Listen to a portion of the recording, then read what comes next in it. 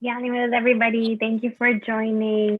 My name is Alia Hirji, and I am the Northeast Region's Health Board member for Non-Communicable Diseases and Wellness. Today, we have a discussion on heart disease, its risk factors, complications, and how to prevent them. As we know, South Asians have the highest death rate from heart disease in the US compared to other ethnic groups. We have our very own Northeast Health Board Chairman side, Dr. Rizwan Alimohammad.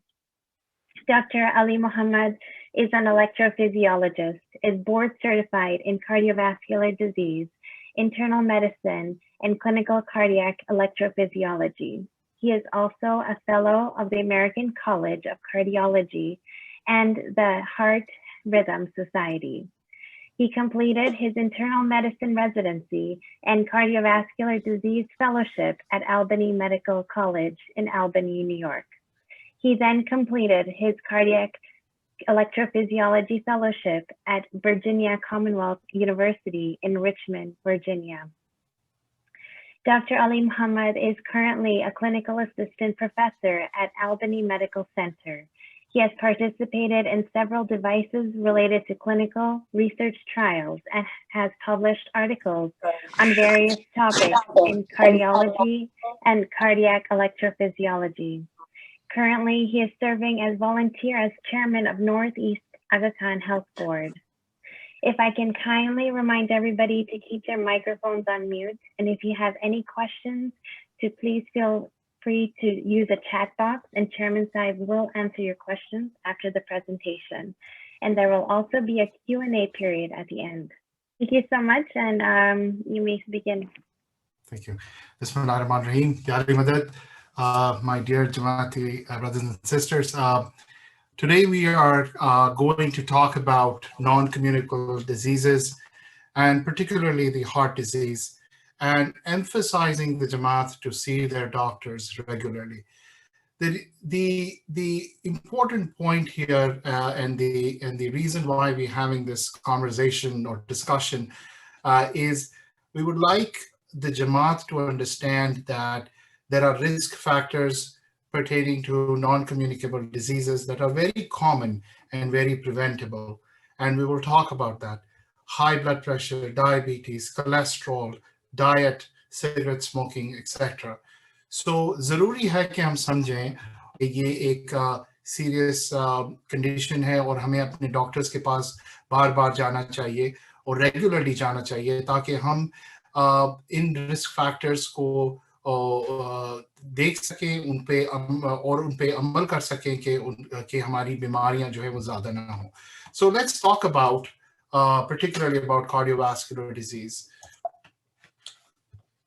So the goal here is that we will talk about what is cardiovascular disease, what are the risk factors for cardiovascular disease, or we'd say risk enhancers that predisposes us to cardiovascular disease. And being South Asian population, predominantly Jamaat being from South Asia, we carry similar genetic risks as well as environmental and behavioral risks that predisposes us to cardiovascular disease. Then we will talk about the preventive measures, what are lifestyle modifications, what medications, and how do we manage medications. Sometimes prevention and treatment goes hand in hand, and the important part that or points that I want you to take home is that non-communicable diseases are preventable. They can be very costly to both us and our families. And if we can follow some basics, then we can protect us and our future. So ज़रूरी है कि ये हम समझें कि heart disease और उसकी क्या-क्या risk factors हैं और उसके बारे में हम आज बात करेंगे. So let's just quickly talk about non-communicable disease and the definition, and that is very simple, and that is that's the set of diseases that is not transmissible directly from one person to another. A non-communicable disease are diseases of long duration, generally slow in progression, and they are mostly preventable. So ये ऐसी बीमारियां हैं जो बहुत सालों तक चलती हैं और बहुत सालों तक जो है ये आहिस्ता आहिस्ता आहिस्ता ये आप पे असर करती हैं। और ये बीमारियों से हम बच सकते हैं अगर हम कुछ तदाबीर पर अमल करें। There are four main types of non-communicable diseases. That is cardiovascular disease, which includes heart attacks and stroke, cancers, chronic respiratory disease, and diabetes. You will note, and you will note throughout this presentation that all these risk factors are common between these non-communicable diseases, and it is only you will see that throughout the presentation that all these are intertwined with each other, and if you take care of these risk factors, you are pretty much protecting yourself from all these non-communicable diseases in the vast majority of the times. So let's talk about cardiovascular diseases out of all the non-communicable diseases. Heart attack. It's also called myocardial infarction. It's also called MI, and all these terms are interchangeable. And it is one of the biggest killers in United States and as well as globally. Stroke is also one of the biggest morbidity and mortality etiology in cardiovascular disease. Then comes heart failure. Heart failure is a pretty wide term which is used with multiple variety of etiologies. And then arrhythmia, electrical disturbances of your heart, like atrial fibrillation is one of the most common arrhythmias that carries a lot of morbidity. Can cause strokes, it can cause heart failures in some individuals. And then we talk about heart valve complications, like aortic stenosis and mitral regurgitation in the Western world, and in the Eastern world, you would see rheumatic fever and mitral stenosis. So again, हम आज दिल का दौरा, heart attack के बारे में बात करेंगे, स्ट्रोक के बारे में बात करेंगे, हार्ट फेलियर और हार्ट में इलेक्ट्रिकल प्रॉब्लम्स होते हैं, वो भी कार्डियोवास्कुलर डिजीज में शामिल होते हैं. So just running these numbers, number of deaths due to NCDs every year. This is a big number. It's the World Health Organization has shared those numbers with us, and it was assessed in around 2020 was 41 million people have died because of non-communicable diseases. 71% is the proportion of deaths due to NCD. So out of all the deaths globally, 71% of these deaths are from non-communicable diseases. That's a big number. It's a big number. It's a big number to the healthcare and individuals and their families. So if you look at all the non-communicable diseases, the four big ones carries the biggest burden, which is cardiovascular disease, which is 44% of all the non-communicable, all the deaths. 44% is from cardiovascular disease. Then it's cancer, diabetes, and respiratory diseases. And I'll tell you, all these four carries 80% of the burden of non-communicable diseases. And look at the bottom of the slide. What is the most common factors or risk factors or the insulting factors for all these diseases is unhealthy eating, tobacco use, physical inactivity, and excess alcohol. So there is a method to this madness that all of these are connected to all these diseases. And if we take care of these, then we are protecting us and our future. So if you look at other numbers, and I wanted to emphasize these numbers because it's important, is every year 17.8 million people die from cardiovascular disease. And greater than 75% of all these deaths are coming from low and middle income countries. Very important to understand is that the access to healthcare or access to education and well-informed population does well, and studies have shown that just education levels improves the outcomes in these populations.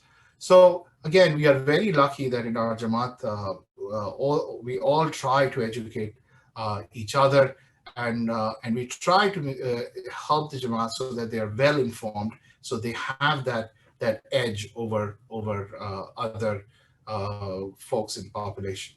Again, number one killer, cardiovascular disease, then cancer, then respiratory disease, and then there are others. Again and again, you'll see repetition in all these slides that the risk factors are the same: high blood pressure, high cholesterol, overweight, physical inactivity, diabetes, tobacco, etc. And we will talk about this in detail. So I want to talk, we look at diseases very differently. We tend to see that if we don't have a problem, we don't go to the doctor.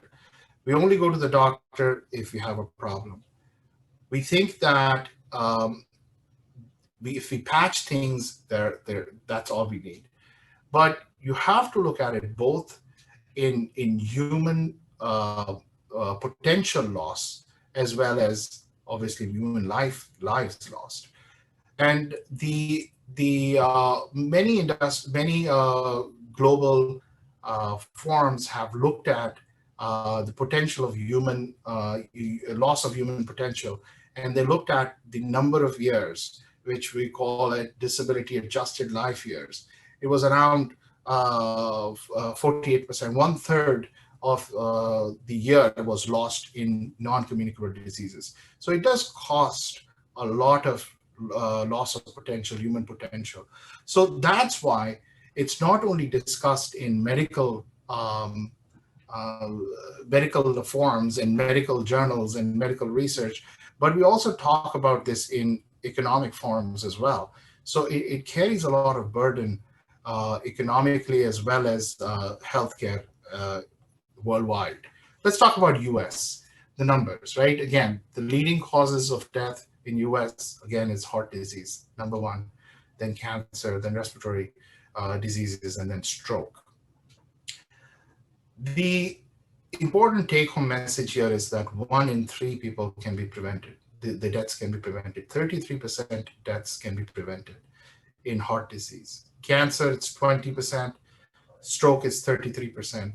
So if you look at these numbers, it should give you that idea that if you really follow the risk factors and try to mitigate them, then you will help yourself and your future outcomes. So this was a study with the Japanese group, and they basically looked at population of South Asia, Southeast Asia, East Asia. And if you look at the chart here, or the bar graph here, that the South Asian population is number one. It's beating everybody in coronary artery disease, and somewhat in stroke as well. So अगर आप देख सकते हैं इस graph पे कि India, Pakistan, Bangladesh के population में हार्ट डिजीज और स्ट्रोक बहुत ज़्यादा है comparatively to United States and United Kingdom population. So 1/5 of global population is involved with cardiovascular disease. 3.6 million South Asians live in United States, and I'll show you some other numbers that Southeast Asian population in United States or in Britain, even in the Western world, has higher rates of myocardial infarction and cardiovascular disease than their comparative other ethnic groups. So they're 3 to 5 fold higher risk of MI and cardiovascular death compared to other populations. So that's a big number. And there is a reason why, because there are certain modifiable factors and non-modifiable factors we'll talk about that gets involved in this. So this was a study where they looked at Southeast Asian migrants in UK, and obviously it's very clear that there's 40% higher risk of coronary artery disease compared to whites. in UK. In US, the South Asian Indian men have been found to have higher rates of heart attacks, nearly double compared to other ethnic groups. So that's a big number again.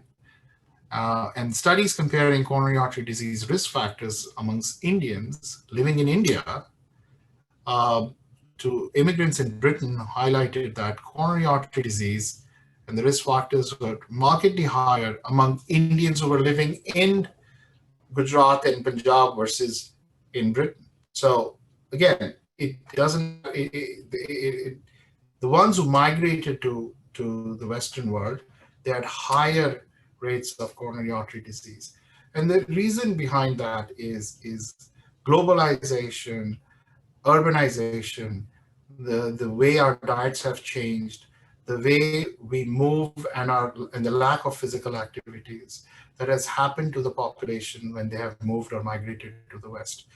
So it's going back to the basics, and it makes sense that the same population which has higher incidence of heart attacks and stroke are even getting worse when they are moving to another part of the world where their behavioral changes are now contributing into this factor as well.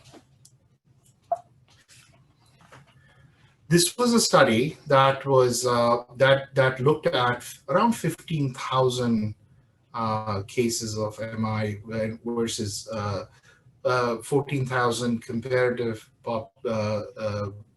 well compared cohorts, and basically they looked at all 6 continents, 52 countries, and showed that the median age at first MI was 53 years in South Asians, 63 in China, and 63 in West Europe. So this is telling you that South Asians are having a heart attack a decade earlier than other population. It's pretty bad. It's pretty bad. The highest proportion of cases within first acute MI age was 40 years or younger, was almost 10% in Southeast Asians and Middle Easterns. So this is not just a disease of old population. This is a disease of younger men and women. And cardiovascular disease is similar in men and women when it comes to the incidence. So you have to realize that if you're younger, does not give you a free pass that you will not have this problem. And we'll see that there are younger folks who can have heart attacks, and we've seen that in our practice. And you'll be surprised that how many of them have not gone to their doctors, or how many of them, their parents have not gone to their doctors.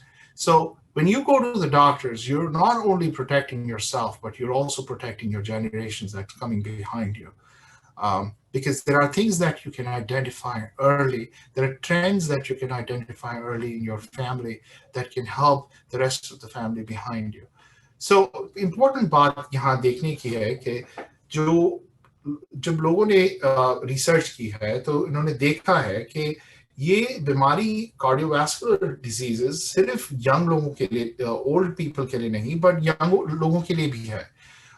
they've seen people 40 साल की उम्र के लोगों को भी heart attack हो चुका है, और ज़रूरी है कि इसको देख के हम समझें कि हमें डॉक्टर्स के पास जाना चाहिए ताकि हम ये जो प्रॉब्लम्स हैं, जो कोलेस्ट्रॉल का प्रॉब्लम है, डायबिटीज का प्रॉब्लम है, हाई ब्लड का प्रेशर का प्रॉब्लम है, वो उसको जल्दी फाइंड आउट करें और उस पर जो है वो हम अमल करें. And then we'll see there are certain numbers that we need to see, and if we see that in our family, like cholesterol greater than 190, then the family has to be tested for high cholesterol. So the number of South Asian subjects involved in moderate to high intensity exercise was less as compared with the subjects from other countries in this study. So basically, they were having heart attacks early. There was a higher proportion of younger people getting heart attacks, and they were not doing moderate to high intensity exercises.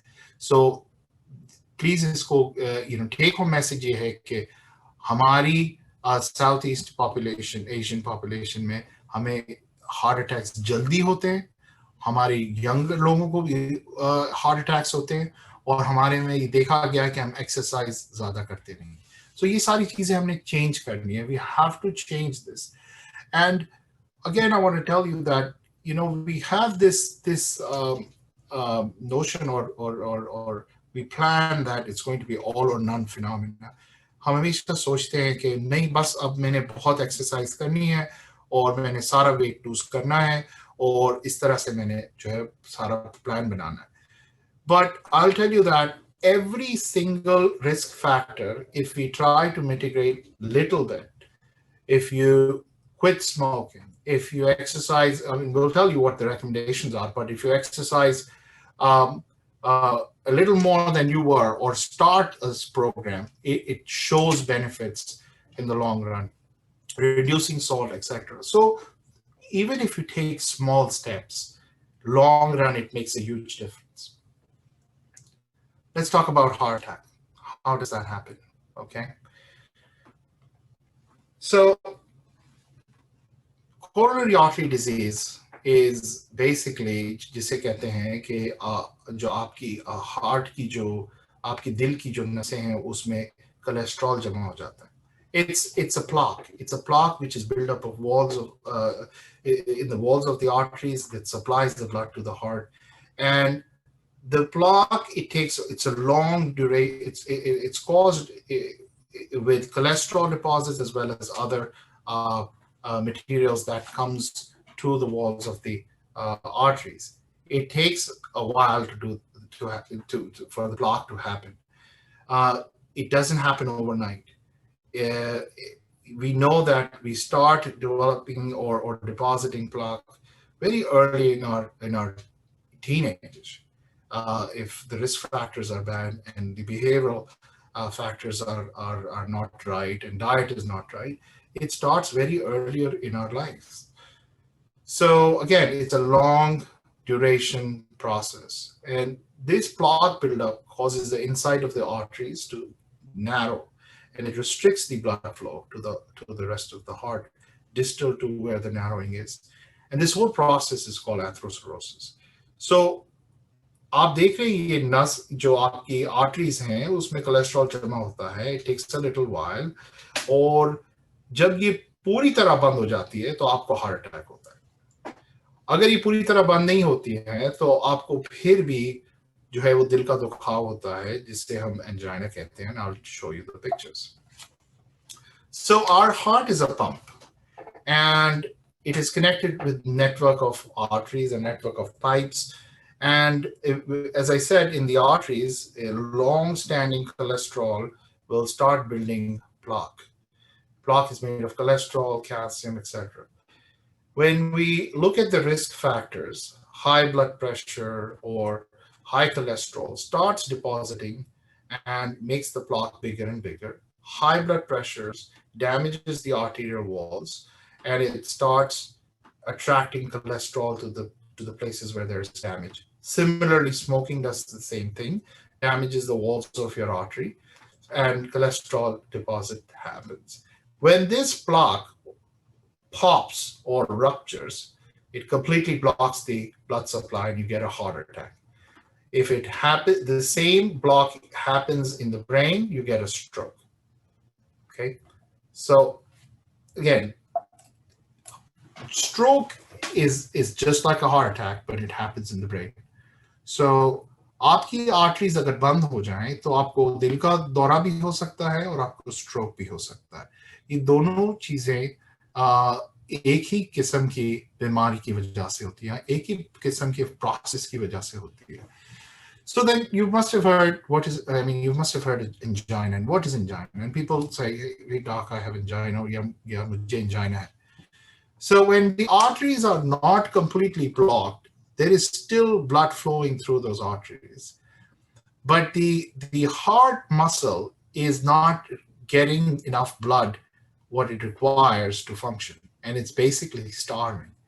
And then other biochemical changes happen, and you get the pain in the muscle of your heart with the receptors, pain receptors, and that's angina. But when these plaques again rupture, then you get the heart attack. When the muscle of the heart is dying because there's no blood supply going there, it dies and you get a heart attack. The symptoms of heart attack, very important. Again, I mentioned that men and women, the incident rate is the same. It's a disease of young people. Men and women is the same. But here we'll talk about the symptoms. We'll be very careful. There's a little difference here. The most common symptoms between the two is nausea and vomiting. आपको उल्टी हो सकती है, अचानक आपको उल्टी हो सकती है. Jaw pain, neck pain, back pain can happen. आपके जबड़े में दर्द हो सकता है, आपकी सीने में दर्द हो सकता है, और ये अचानक होता है. कभी-कभी पेशेंट्स जो है कहते हैं कि I just walked a little bit and and every time I would sit down, the pain would go away. Maybe a sign of angina, maybe there is a evolving heart attack. So you have to call your doctor. Squeezing chest pain or chest pressure. Sometimes patients describe the chest pain or pressure like an elephant is sitting on my chest. They also can get shortness of breath. Now, this is common in men and women, but women are slightly different. They have even more symptoms. The chest pain is not that common in women. It's not always present. They may get pain in the lower chest or upper abdomen. Now, I'm not saying that anytime you have abdominal pain, you go to the emergency room, but you have to know what your risk factors are. अगर आपको high blood pressure है, आपको diabetes है, आपकी family में लोगों को heart attacks हो चुके हैं, और आपको अचानक जो है वो एक ऐसा दर्द हो रहा है जो आपको समझ में नहीं आ रहा कि क्या है, and it's not normal for you to have this. You should not waste time and you should call a doctor right away. In females, they also can have fainting, they can have indigestion, they can have extreme fatigue, and this is where the difficulty is for doctors where they present with symptoms like this. And that's why whenever you go into an emergency room with any of those symptoms, they will do a blood test and look for any signs of heart attack. So please याद रखिए कि अगर आपको कोई ऐसे symptoms होते हैं तो आप अपने डॉक्टर्स को फौरन कॉल करें. Don't wait, don't think that ये तो आई थिंक मैंने कुछ खा लिया है या मैंने जो है वो मे बी ये चला जाएगा, it will go away. I've seen people with symptoms for days and then they show up in the hospital and they've had a heart attack 3 days ago. And when they show up into the hospital, their heart pump function is completely weak, and now we cannot undo what has happened. So a lot of emphasis here is that if you have symptoms like this and you have risk factors, you have symptoms like this, call your doctor. Okay, call your doctor and you should discuss it. And then the doctor will talk to you and discuss your symptoms and risk factors and go from there. So, we talked about the risk factors here. So the reasons, the South Asian population, even in the United States or Britain, had higher incidence of cardiovascular disease was because of education, urbanization, etc. The behavioral and physiological risk factors, we share it with the other population as well. But again, if you remember, I mentioned that Southeast Asian population is found to be less involved in exercises than other populations. So हमने ये change करना है. We have to get moving. Again, any exercise is better than no exercise. And then there are some biochemical markers that are different in Southeast Asian population than others, and which I don't want to discuss here. Let's talk about what we can do and we can't. All right. The modifiable factors, ऐसी चीजें जो हम बदल सकते हैं, and non-modifiable चीजें जो that is any ऐसी चीजें जो हम नहीं बदल सकते. Age, gender, race, genetics, we cannot change that, right? We cannot change that. But what we can do is we can change we can work towards our cholesterol. We can work towards diabetes, decreasing, making sure our sugars are low, blood pressure, diet, weight, exercise, smoking, decreasing our stress. These are the modifiable factors we can help by mitigating these risk factors. And we'll talk about this one by one. All right. We talked about risk factors, but there are some risk enhancers that also come into play when we are assessing risk in a population or an individual risk estimation. People say, when can I use statins? When should I do a calcium score? When should I take an aspirin? All these decisions are made with the discussion of your doctor. And anybody who's 40 to 79 years old should ask their doctor for their ASCVD risk factor or risk estimation, sorry. And based on that, and I'll show you in further slides, we talk about whether we should treat you with cholesterol medications or etc. In that decision-making tree, we also look at these risk enhancers. And if any of these risk enhancers are there, present in your history, you should bring this up to your doctor. And that's why I put this slide in. So they are family history of premature coronary artery disease. If you have family members, males who had heart attacks or stroke with less than 55 years old, or female less than 65 years old. ऐसी families जिनके अंदर मर्दों को heart attacks हुए हैं 55 साल की उम्र, या females को heart attacks हुए हैं 65 साल की उम्र और कम लोगों को. This is pertaining to your first degree relatives, your mother, father, your siblings, etc. Then primary hypercholesterolemia, if you have that, it does make a difference in the decision making. Metabolic syndrome, this is very common. It's also called syndrome X. It comprises of increased waist circumference, elevated triglycerides, which is a big problem in our Jamaat, in our population, because of our roti, naan, chawal, etc.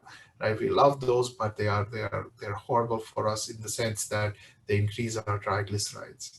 Then increased blood pressures, elevated sugars, glucose. Notice here it doesn't say diabetes; it says elevated glucose. So you have to. The reason why we see doctors is this. You identify these risk trends. You don't want to wait and find out that you had diabetes for the last 10 years. You don't want to find out that you had blood pressures for the last 5 years. And then you expect things to get better. It doesn't. What's done, it's done sometimes. So we have to make sure that we go to the doctor. And if you find that you have diabetes or you have high blood pressure, don't get disheartened. You can stop the progression or decrease or slow down the progression. So very important. Low HDL, very prevalent in our population. So you need 3 to make a diagnosis of metabolic syndrome. Chronic kidney disease, that's another risk enhancer. Chronic inflammatory conditions, it's very common. Rheumatoid arthritis or psoriasis is very common. But then there's lupus. We can find that in our population, and then HIV and AIDS. This is very important. This has joined the guidelines too. History of premature menopause and history of pregnancy-associated conditions. Again, those women who've had preeclampsia or diabetes, gestational diabetes, they are at higher risk of having onset of true diabetes postpartum. So जो औरतें जिनको pregnancy के दौरान blood pressure बढ़ गया है या diabetes हो गई है, दे हैव हाई, उनको हाई रिस्क है कि उनको ब्लड प्रेशर या डायबिटीज बच्चे के बाद भी हो। तो आप ख्याल रखिए, इसको याद रखिए कि आपकी प्रेगनेंसी में अगर ऐसा हुआ था तो जरूरी है कि आप अपने जो है वो डॉक्टर्स के पास जाते रहें, अपना ब्लड प्रेशर चेक कराते रहें, अपनी डायबिटीज और शुगर्स चेक कराते रहें। साल में एक मरतबा वो आपका जो है वो ब्लड टेस्ट करेंगे। तो ये जरूरी है, इसीलिए जरूरी है।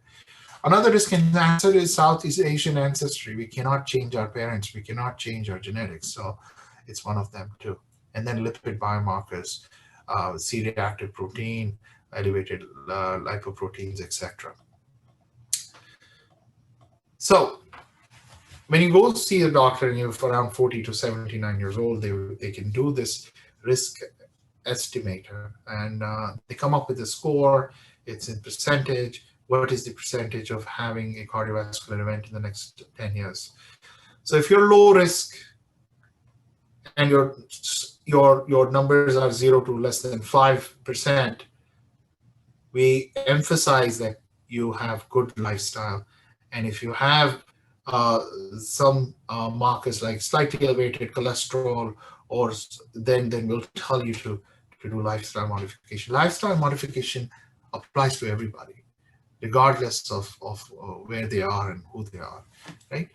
Then we talk about the high risk, very high risk people. Lifestyle modification, again, is very important. Don't look for patches to fix your problem. Oh, mujhe dawai de dein bas. Or give me the medication and that's all I want. That's not how it is. You need to invest in yourself to change the lifestyle, do lifestyle modification, do all the right things. We'll talk about that. And then the ones in the middle, which is intermediate or borderline risk factors. People ask that when should I take the cholesterol medication? And this is where the conversation starts. That anybody who has risk factors of around 7.5 to 20%, they should have a discussion with their doctor after this risk estimator. And if it is not clear, or if the risk enhancers that I just talked about are not there, and if the doctor is not clear, a patient wants to know further what's going on, then you can do a calcium score. And based on that calcium score, then you can talk about whether we should start cholesterol medications or not.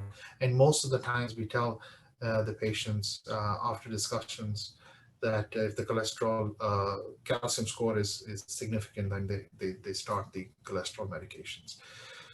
So this is very important that you take home messages, that you ask your doctor about the risk estimator. You ask the doctor, what is it? And based on this, whether you should get any testing or you should be on any medications. Very important. So the primary prevention is, I want to, if you want to simplify this, it's as simple as A, B, C, D, E, right? A is assessment of the risk. We just talked about that. 10-year risk estimation, 40 to 79-year-old people. A is for aspirin as well, people who've already had heart attacks or strokes. B is for blood pressure. Remember, the goal now is less than 120/80. Before it was 130/80, but now that's considered as an elevated blood pressure. So the goal should be close to 120/80, less than 120/80, sorry. Then it's cholesterol. Know your numbers. You should know your numbers, what they are. Your LDL, less than 100. Total cholesterol minus HDL should be less than 130. That's a number that your doctor can talk about. Another C is cigarette smoking. Please stop.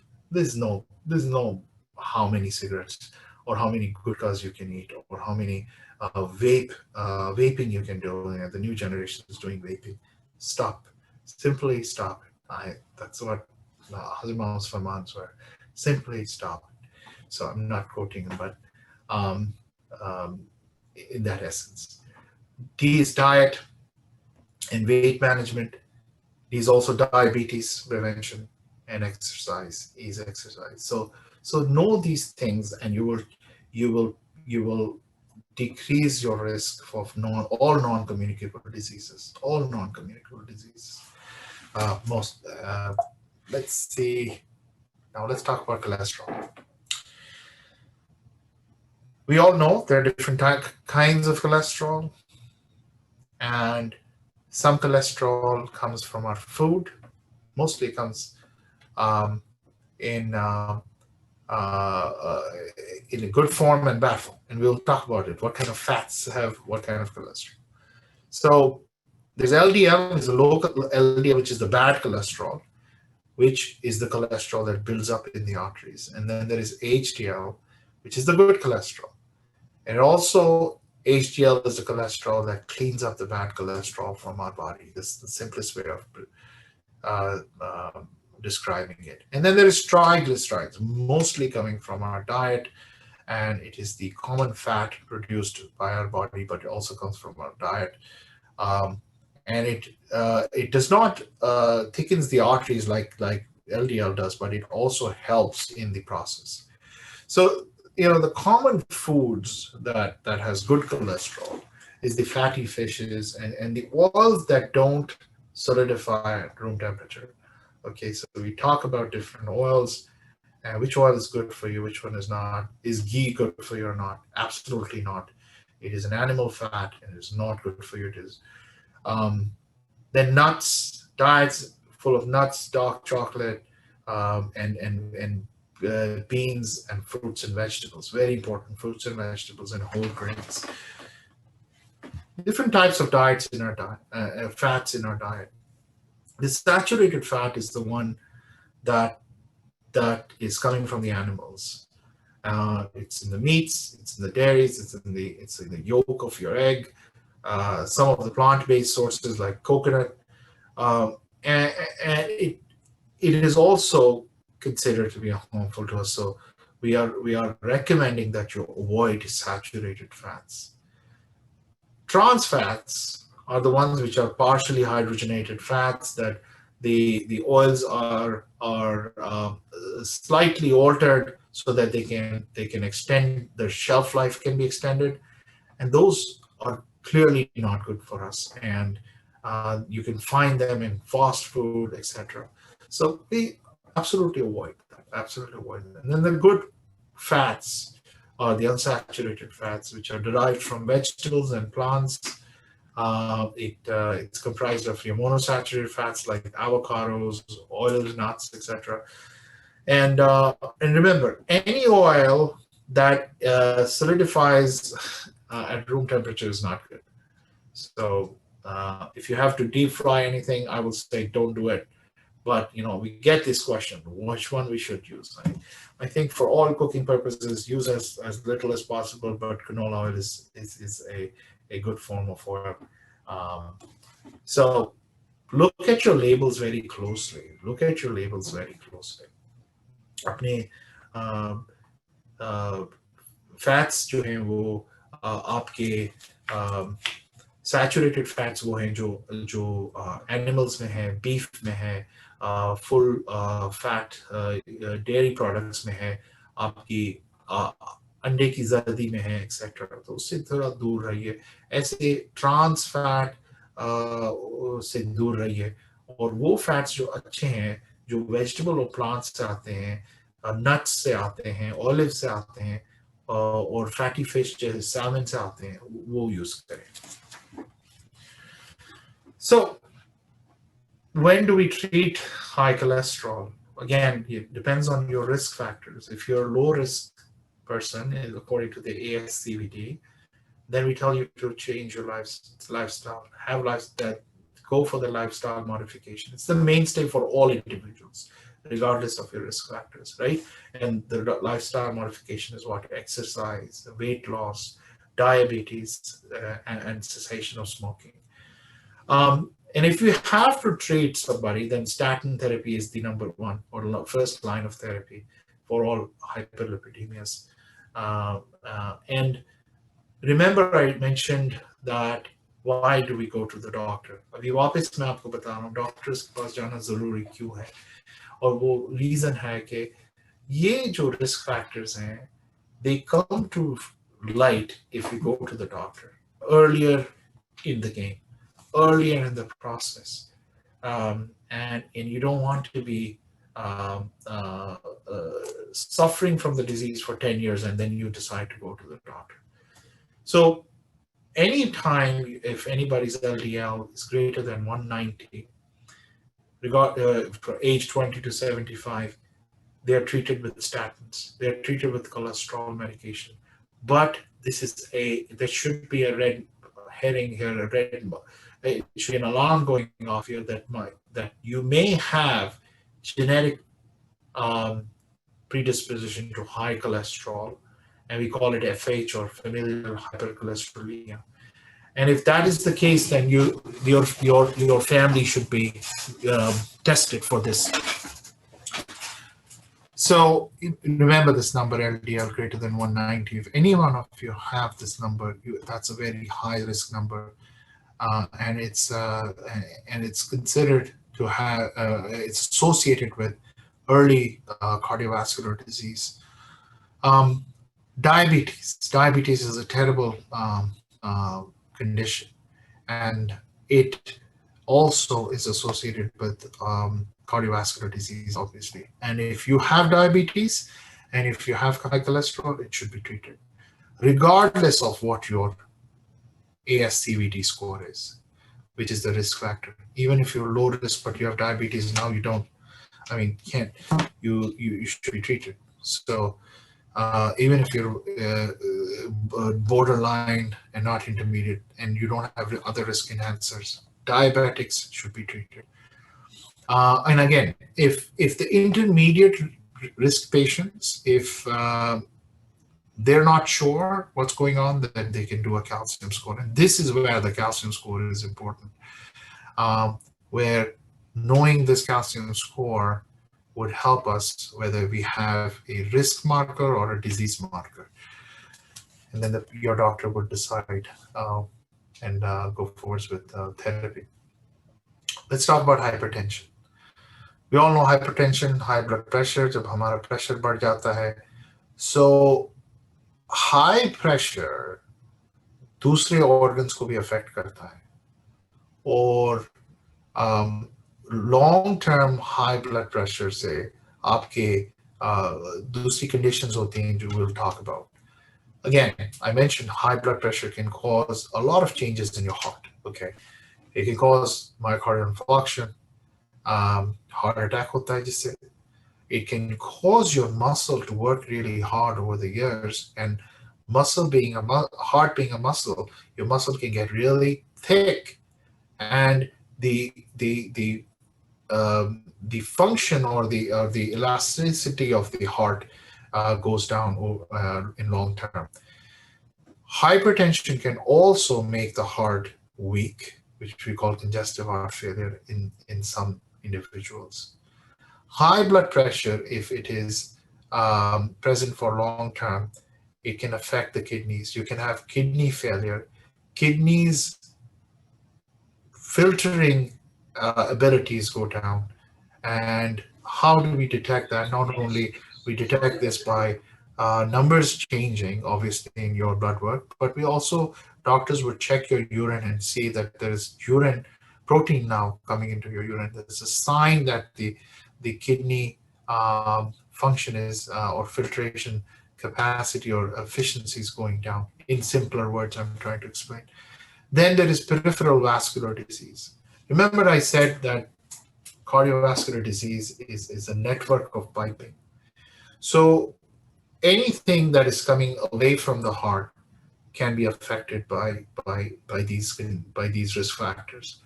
So arteries going into your brain, arteries going into your bowel, arteries going into your kidneys, arteries going to your legs. Peripheral vascular disease ऐसी बीमारी है जो आपके पाँव और आपके हाथ और की ब्लड सप्लाई में अगर कोलेस्ट्रॉल वहाँ भी जमा हो जाए तो वहाँ भी ब्लड सप्लाई कम होने की वजह से आपको पाँव में दर्द हो सकता है, आपके पाँव की कलर चेंज हो सकते हैं. Sometimes they see that they are having hair loss in their legs, etc. So this is a sign. If you can't sleep at night because your legs hurt a lot, don't ignore it. See your doctor. All right. So again, peripheral vascular disease is a disease similar in a similar fashion how we get coronary artery disease. We get narrowing of the arteries of the extremities. You get restriction of blood flow, and you can get the same kind of symptoms like we have angina. We have leg pains when we're trying to walk, or sometimes at rest when the narrowing is pretty significant. You can see discoloration of your legs. You can see discoloration or hair loss. Retinopathy, that's the eyes. People have lost vision. People have had retina damages to the retina. So, and then hemorrhage and stroke. Again, stroke can happen too. You can bleed into your brain from high blood pressure in long term. So it's not it's not an innocent condition at all, and don't take it for granted. Don't miss your medications. Don't change your medications. People just I've seen people like, okay, can I get this medication from India, or can I get this medication from Pakistan? I mean, we are here, and if this person is using this medication, why can't I use this? Okay, so you can't take this lightly and casually change your medications or not take your medications because you're feeling okay. This is a quiet disease. It may show up with any of these problems if you ignore it for many years. Thank you, Chairman Saib. We have less than 5 minutes, and then we'll have a question and answer period. Okay. So the normal blood pressure is around 120/80, and then these are different stages of your blood pressure.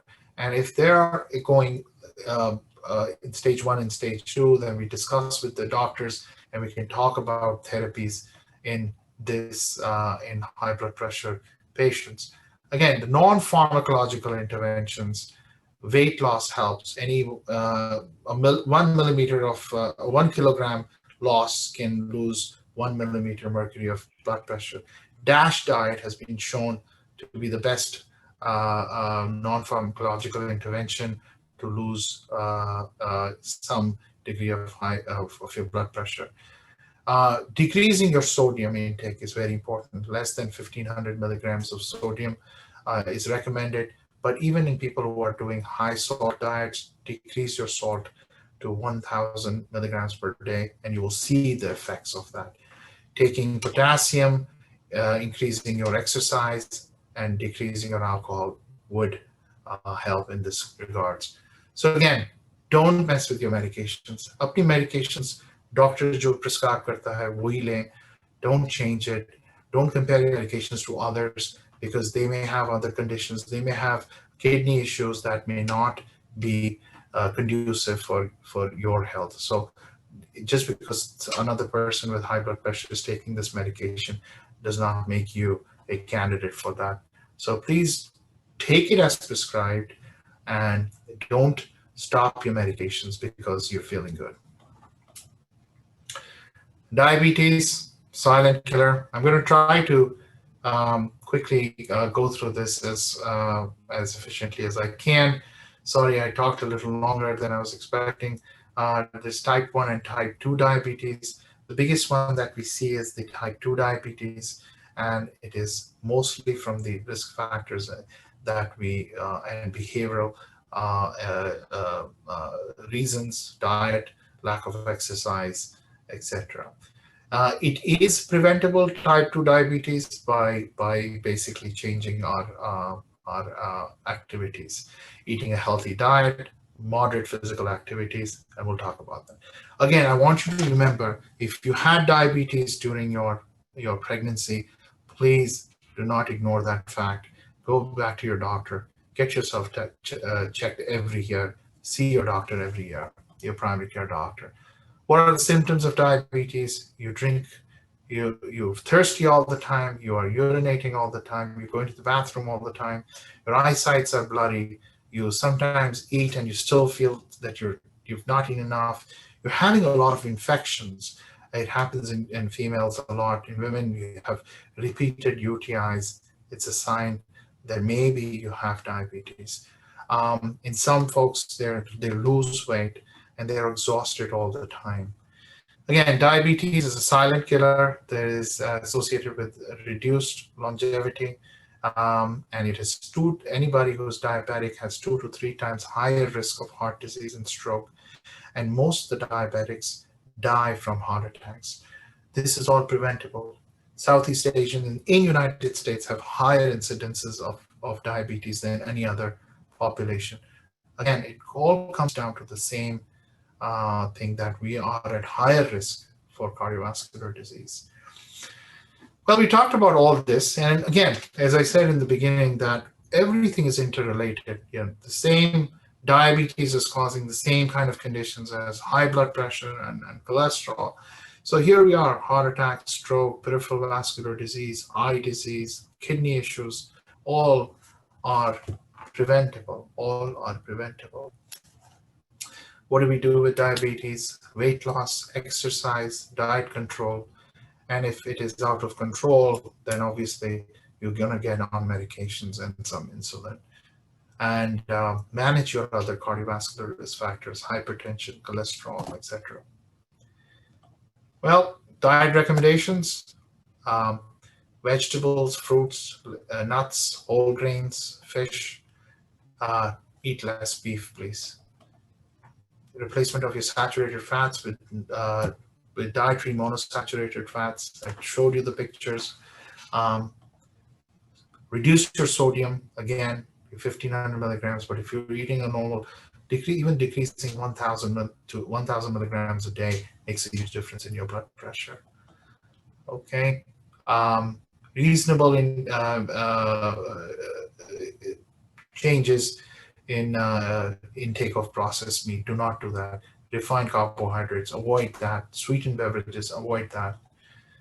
And as part of the healthy diet, take the intake of trans fats should be avoided. That's we showed that in the other slide. That's not safe fats. Your plate should be 3/4 vegetables, and the meat or the proteins should be chicken and fish. Avoid alcohol and avoid and again lower your sodium in your diet. Exercise is important. Majority of the United States has sedentary lifestyle, so it increases exercise, reduces your body weight, reduces your blood pressure, reduces your LDL, and increases your HDL. Everything is good. Everything is good about exercise. And how much exercise we should be doing? American Heart Association says 150 minutes of moderate aerobic activities or 75 minutes of vigorous aerobic activities. If you can't do this, it doesn't matter. Start 10 minutes. When you're in when you come into Jamaat Khana, park your car far away, or you're going to the grocery store, park your car far away, or if you're going anywhere, do the extra walking. You can do your extra walking in your house, around your house, in your neighborhood. And then there are different intensities of exercises. And all this is present. You can see it in American Heart Association. Avoid cigarettes, avoid vaping, avoid gutkahs, and all tobacco products. It's absolutely horrible. There's no good comes out of this. So please avoid this. That's the fastest way I can tell you to avoid this. So eat well, avoid saturated fats and trans fats, exercise 150 minutes with moderate activity or 75 minutes of vigorous activity, control your diabetes, hemoglobin A1C should be less than 5.6, and talk to your doctor. Blood pressure should be less than 120/80. BMI, try to lose your weight. Don't do exercises to lose weight. Exercise for the health of your cardiovascular system. Weight loss comes mostly from diet. Avoid tobacco products. Avoid alcohol. Know your cholesterol. see your doctor. And just want to quickly tell you about the Al Khan Health Board's work that we've done during the COVID times, and even now we have beautiful slides on non-communicable diseases, beautiful webinars by world experts, and it talks about healthier recipes. It talks about, they have online webinars that you can watch. But remember, watching webinars will not do anything unless you take these small steps. Call us if you need us. Call us if you have any questions. Happy to discuss your, any questions you have, online, offline, whatever you have it. Again, the last thing I'm going to say is that Rumi once said that maybe you're searching among the branches for what only appears in the roots. So the secrets are all in the basics. Just follow the basics and you should be okay. Thank you. If you have any questions, I'm happy to take it. Sorry, it took me longer than you should have prompted me, Alia. Thank you, Chairman Saib, for this very informative session on heart disease, the risk factors, complications, and how to prevent them, especially with our high rates in our South Asian community. Before we go ahead to answer some Jamaati's members and audience members' questions, I would like to invite New York headquarters Muki Saib to say a few words. Thank you so much, Alia. Am I audible? Yes. Yes, without further ado, and keeping the time sensitivities in mind, first of all, amazing content to pull this together and sensitize the Jamaat. So many Mubarakis to you and the team, Muki Saib. I personally learned a lot. I had a few questions, and I do not want to steal the opportunity from the Jamaat, but I just wanted, if you can speak a bit on the mental side of things. So yes, generally, without getting into technicalities, हमें पता है कि हमें diet रखना चाहिए, exercise करनी चाहिए, ये सारी चीजें करनी चाहिए. But at the end of the day, ये सारी चीजें करने के लिए motivation किस तरह gather करें?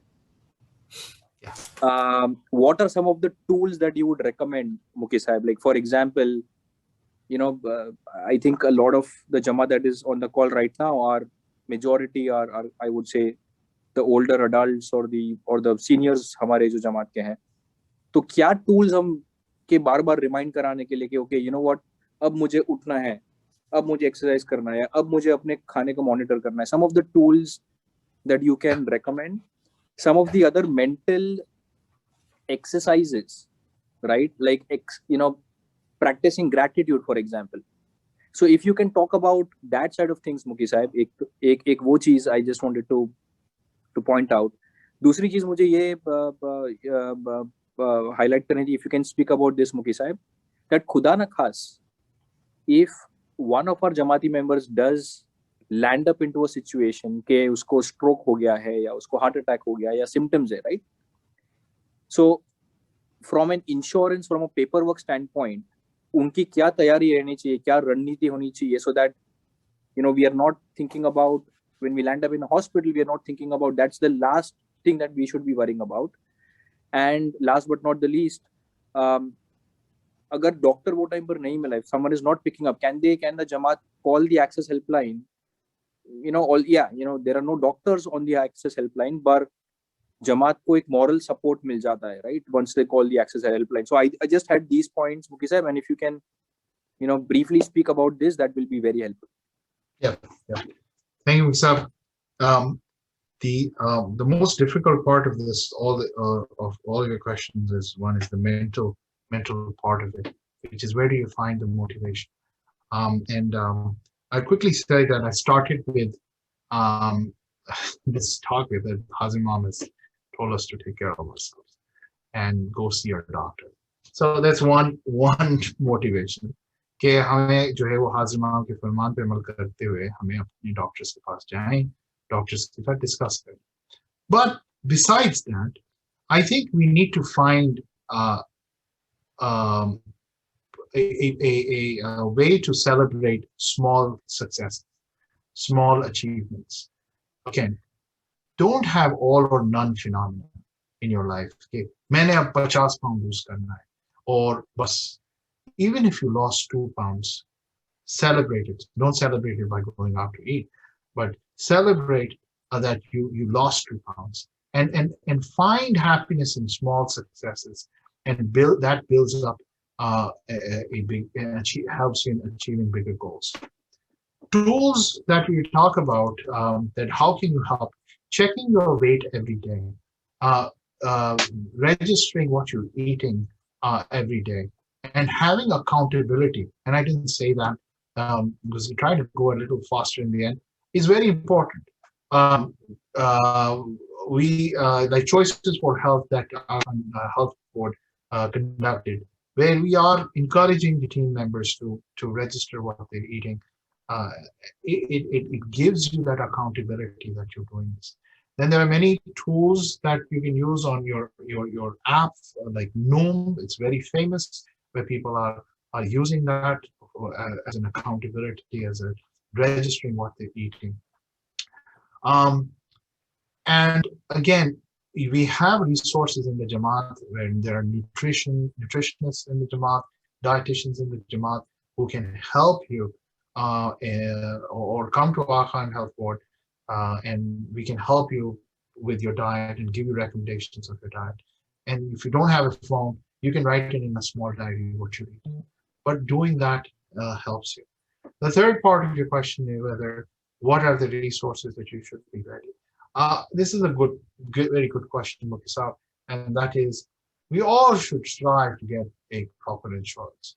I understand that there are times where we can't because of availability or our documentations, but one thing is for sure, that we are very lucky that we are in the United States. And I know as a physician, when somebody arrives in an MI in the hospital, we don't ask first what their insurances are. So if you think that you are in a situation where you think you're having any of those symptoms that I mentioned, best thing would be obviously to call your doctor. If you don't have a doctor, then you can reach out to our Khan Health Board, and I am available to the Jamaat whenever, even if it's in the middle of the night. Access itself is not a place where you can get an acute answer. I would say the first thing I would do is I would go to the hospital, because calling people and trying to get an answer may be costly, because in stroke, in heart attack, time is of the essence. I hope, Muksab, I answered some of your questions. No, thank you, Muksab. And just one last one. क्या practical tips दे सकते हो? Let's say, someone in the family, खुदा ना खास, is going through a difficult time, where they've developed symptoms of a stroke or a heart attack. तो हम कुछ, can we help that family member at that point in time? जैसे भी जमात खाने में, focus kind of conducts these sessions where earthquake में क्या करना चाहिए हमें, right? Yeah. So can we, or maybe that's a topic for another day, but I just want that was my last thought. Absolutely. I think Jamaat-wide education is important. We are only 76 people here who registered, and that's not enough, right? And I think my job or my duty would be to educate the Jamaat and have a very well-informed Jamaat. And inshallah, once we open doors for Jamaati events, then we will try to do those. Thank you so much, Mukesh. This is very helpful. Thank you. Thank you so much. One question that seems to be coming up is in terms of what type of non-invasive tests what can be done to assess for clogged arteries? Yeah. So very, very good question, but it's a very common question. And you have to, first of all, in any tests that we order, there is something called a pre-test probability. That means what is the probability that you as an individual with this many risk factors or this family history you have the probability that you have coronary artery disease. And calculating your risk and your risk factors, knowing them and your history, we come to a conclusion whether you are a high pretest probability or a low pretest probability. There are different kinds of testings that we do in cardiology to assess if you have clogged arteries, or we actually we don't say you have a clogged artery, we may say you have coronary artery disease, in the sense that you may have blockages because there are certain sensitivities and specificities of tests. So if you are a low risk patient, then the most accurate, or I would say with the biggest negative predictive value comes from a CT angio.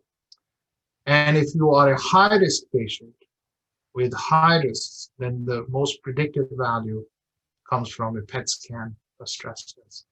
Let me explain you. So there are stress tests, the nuclear stress tests that you hear, an echocardiogram stress tests you hear. They have a sensitivity of around 80% or so.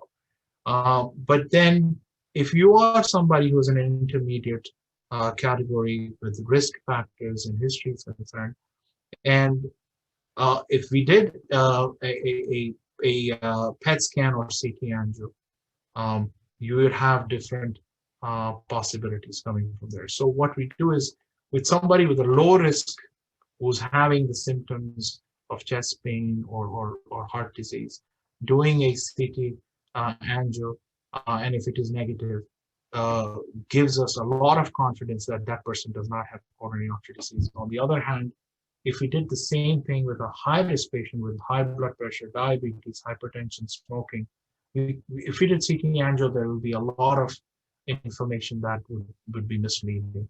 So we do PET scan in those patients. So depends on your risk factors, depends on your history, depends on what you're presenting to your doctor. Will finally would rule what test we will order. Thank you so much. I think we are over our time, but I wanted to thank you for sharing all of your expertise with us and the audience and the Jamaat today. Thank you everybody for joining.